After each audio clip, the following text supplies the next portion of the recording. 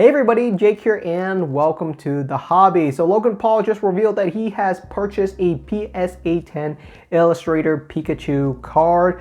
This is the #1 holy grail card when it comes to Pokemon card collecting. He purchased the card for $5.2 million, which means he holds the record for spending the most amount of money on a single Pokemon card. But was it truly worth it? Because I think he completely overpaid for this card.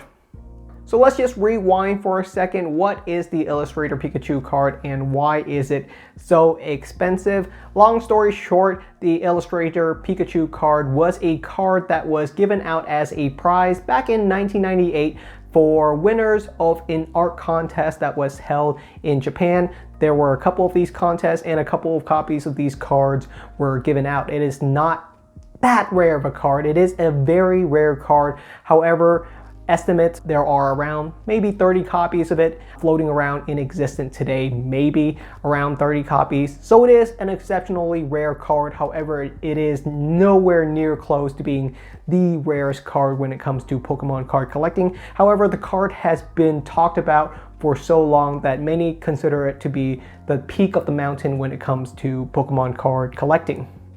Which brings our story to Logan Paul, who purchased a PSA 9 Illustrator Pikachu card for $1.2 million, which is one grade lower than the world record one that he currently held. He purchased the PSA 10 Illustrator Pikachu card from another collector in Dubai. The trade was for $4 million as well as his own PSA 9 copy. So he essentially paid $4 million to upgrade his PSA 9 Illustrator Pikachu card to a 10. Was it money well spent to spend $4 million to upgrade a single number, a single digit, a 9 to a 10? I would personally say no in this scenario. So why would I say this card, this PSA 10 Illustrator Pikachu card, probably is not worth $5.2 million?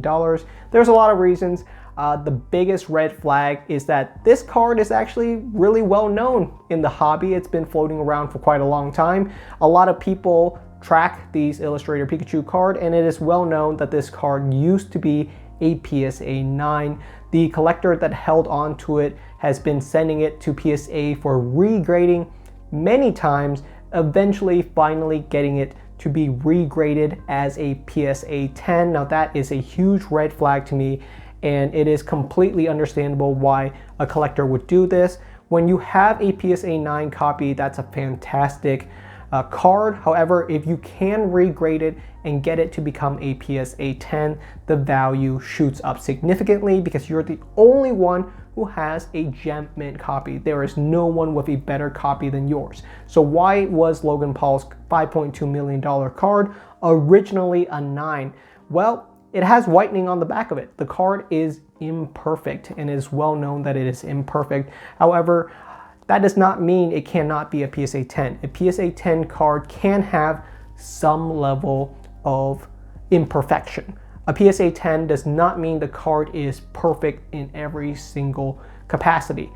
So there are some wiggle room, and when you send this card in to get graded and regraded enough time, eventually you might hit a good day where someone finally grades it a 10. Now this is a very expensive card, so I'm sure they went through a lot of vetting. However, at the end of the day, it used to be a PSA 9, and that to me is a huge deal.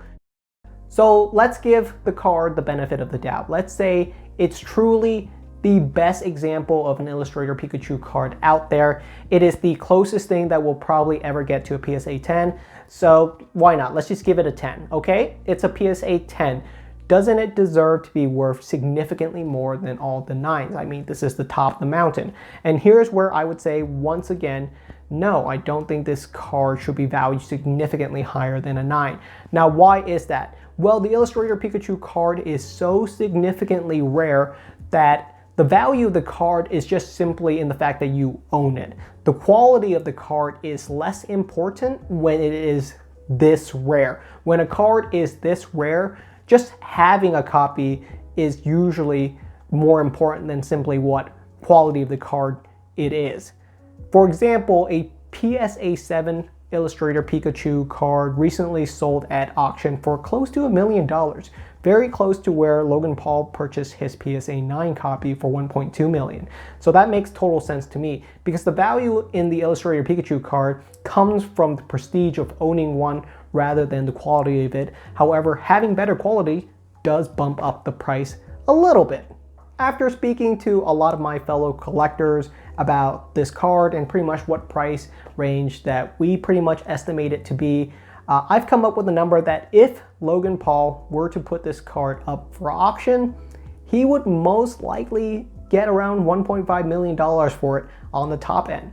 I don't see this card reaching anywhere near $5 million at auction. It is a great card, it is a cool card. However, at the end of the day, I don't think it is a $5 million card. Now that, of course, is just my personal opinion. I don't have that kind of money to splurge on this card. At the end of the day, a card is value at whatever someone is willing to spend for it. Logan spent $5 million on this card, so it is currently valued at $5 million until the next time it goes on sale. Now, if he never puts it up on sale, we'll never know if there is a true price for this card because he did buy it through a private deal. A card's real value is much better seen when you let the open market bid on it. And I personally believe if you were to put this card up at auction, with there being history of this card used to be a PSA 9, I think it will most likely end up on the top end of being around $1.5 million on the top end.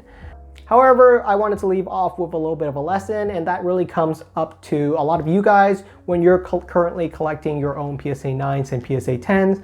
For modern Pokemon cards and for a lot of other cards, PSA 10s tend to be valued at around 2 to 3 times what the PSA 9s would go for. So in that case, why can't you use that to say, well, Logan's copy is probably worth, on the top end, let's say $3 million. Well, the reason why modern Pokemon cards PSA 10 copies are significantly more expensive than their PSA 9 copies is because there's a lot of copies of them floating around. When there's a lot of copies of a card, you have the option to be very picky about what you buy. If you know for sure that there are plenty of PSA 10 copies, you're much more willing to spend the extra dollar for that PSA 10 copy just because you don't want a 9. For you, a 9 is pretty much garbage because there's so many PSA 10 copies. Why would you ever go for a 9?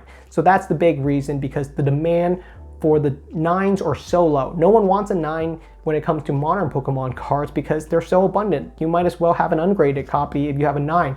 So that's why so many people are willing to spend extra for the 10. Now that brings me back to the point why I don't think the Illustrator Pikachu card is worth $5.2 million.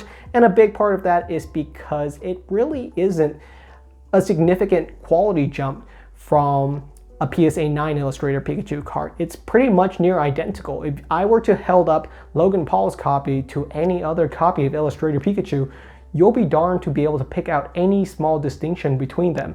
It is so darn close. I would rather just spend that $4 million on something else and just keep the PSA 9 copy. And maybe that's just on me and my personal opinion. But yes, I do believe he got absolutely ripped off on this deal. However, I think there's more value to him just simply owning that card.